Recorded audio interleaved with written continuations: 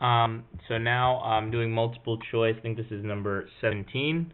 It says, which of the following is not an example of the principle that trade, I think it's saying, kind of got cut off, can make everyone better? A is absolutely an example. Americans buy tube socks from China. Americans are better off because they're paying less money than if they were buying the tube socks from here. Chinese are better off because they're able to sell the tube socks for more than they could in China alone. B, residents of Maine drink orange juice from Florida. Absolutely. If you're in Maine, you're getting better orange juice than you could get if you couldn't trade with Florida. Florida, you're getting a market for your product that you wouldn't have if you couldn't trade with Maine. And C, a homeowner hires the kid next door to mow the lawn. Again, this is a trade. It's kind of not a trade of like a country to a country, but it's still a version of trade, I think. The homeowner is better off because the homeowner must say, well, if I pay the kid $20 to mow the lawn and he says yes, that's good for me because a mowed lawn is worth more to me than $20. The kid must be saying, well, if he pays me $20, I'll mow his lawn because an hour of mowing the lawn is worth less to me than $20. So he must be saying, hey, I'd rather have $20 and spend an hour in the heat mowing the lawn than not spend the hour in the heat mowing the lawn and not have the $20. There's some gains from trade. So I would say, to me, the answer looked like D. All of the above are examples. Number 18 says when we move along a demand curve, so let's draw a little picture here. Remember, here's the demand curve. This is quantity. This is price.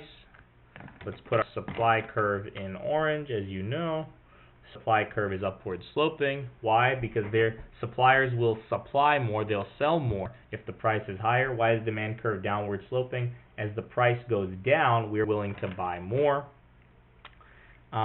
When we move along a demand curve, let's see what's happening. So we're moving along these purple dots, along the curve. Is the price constant? Absolutely not. The price is changing. A is out. B, C, D. B, income and price are constant. We already said price is not constant. Get that out. C, all non-price determinants of demand are held constant. Absolutely true. But D is better. All determinants of quantity demanded are held constant. That's absolutely right. The reason D is better than C is because of this. Let's say that this graph is demand for Pepsi. As I move along the graph, one of the things that I am assuming is constant is the price of Coke. Think about this. If the price of Coke goes up, so if Coca-Cola price increases, then I would think Coke and Pepsi are really similar. If the prices of Coke goes up, I'm going to want to buy more Pepsi. So I'll have a new demand curve. We call it D prime. So one of the things we are assuming as we move along the curve is that the price of Coca-Cola has stayed constant. Answer choice C says all non-price determinants of demand are constant. That's not as true as D, which says all determinants of quantity demanded are held constant, including the price of another good. Right? We're holding this constant as well.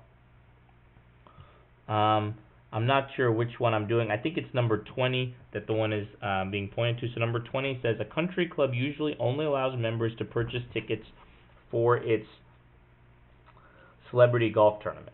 But the club is considering allowing non-members to purchase tickets. The demand and supply goes are false. If only members, what is the equilibrium price? Okay, so I'm going to look quantity, price, and this is members only. Okay, so for the members it says they want 1,000 tickets. Excuse me. So if the price is $10, they want 1,000 tickets.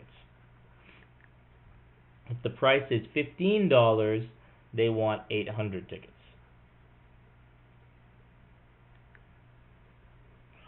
If the price is $20, they want 600 tickets. And then we have 25 and 30. If the price is $25, members want 400 tickets, and then 200 down here, 400 at 25 and 200 at 30. So here's our line. Now let's look at the quantity supplied.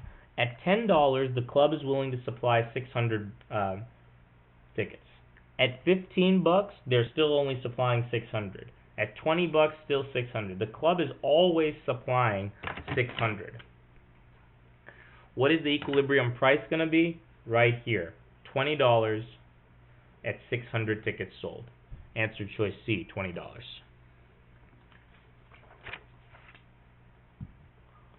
All right. What would happen to the... I'm not sure, again, which one I'm doing. I'm assuming it's 23. Refer to figure 419. The diagram below pertains to demand for turkey. Okay, so let me draw the picture that I've got here. So here's kind of like one... They call this DB. This is quantity price. And then they call this DA. And then there are some points here. This is Y, I think. And this is X. Okay. All else equal, a decrease in the price of grain fed to turkey would cause a... I can't really read this. Or I think it says a move. So if the price of grain fed to turkey decreased, what is that saying? That's like saying we are initially supplying like this much, and what's going to happen? If I have to pay less per turkey because I don't have the grain is cheaper, I'm willing to supply more at every price. So I'm going to shift my supply curve here. It's not going to change demand at all. Because remember, demand is not changed by a shift in price. So what's going to happen is all else equal, a decrease in the price of turkey. Well, it's going to move us from, assuming we started at Y, we're going to move to X. Because now we're going to have more quantity. So from Y to X is answer choice D. Okay. Let's look at the next one.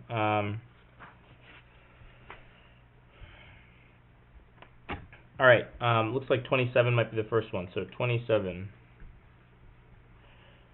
Beautiful Harvest Bakery buys $4 of flour from Grinker's Mill and uses the flour to make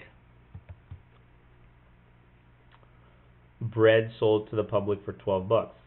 Taking these two transactions into the count, what is the effect on GDP? So this is where it's going to be helpful to know the GDP formula. So let's go look that up. Hold on one second. So here's the formula for GDP. GDP equals C, which as you know is consumption, I, investment, G, government spending, and this is exports, and this is imports. So let's see what's happening in our transaction. So Beautiful Harvest Bakery buys $4 of flour from Grinker's Mill and uses the flour to make bread sold to the public for $12. What's the effect? Well, no imports, so that stays constant. No exports, that stays constant. No government spending, that stays constant. No investment. I'm not like buying a new machine or anything. We just have consumption. You also know that the formula for GDP does not take into account transactions that are intermediary. That means along the way.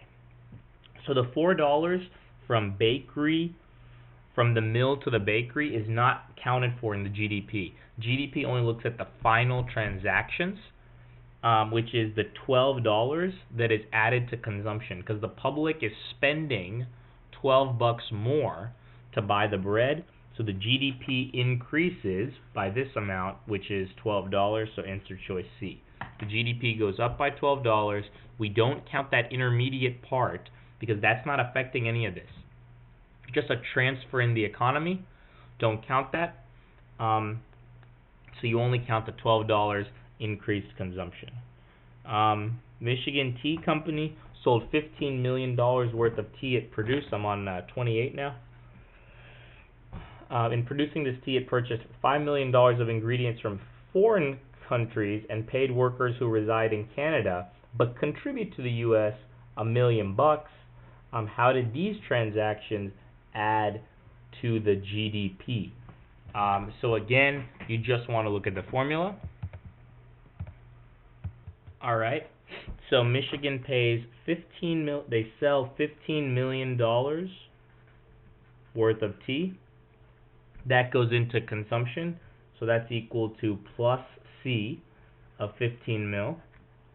Then they spend 5 million importing ingredients from other countries, so that's a minus 5. Remember, imports come in with a negative sign, so 5 million import.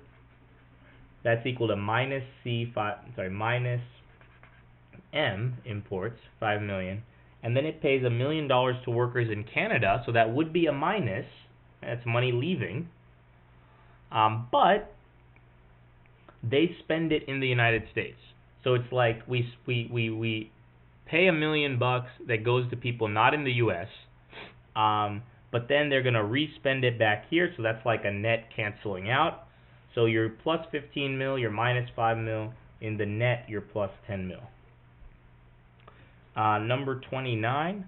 City of Ann Arbor buys a police car from Germany. What happens in GDP? Well, consumption is not affected. Consumption is private citizens. That's not affected. So we have C plus I plus G plus X minus M. C is not affected. I is not affected. G is affected. We're spending government money. That counts for the GDP. X is not affected. We're not exporting. M, we are importing this from Germany, so the imports are affected. So the answer is B, government expenditures and imports. Let me stop, pause this one, and I'll start the next video.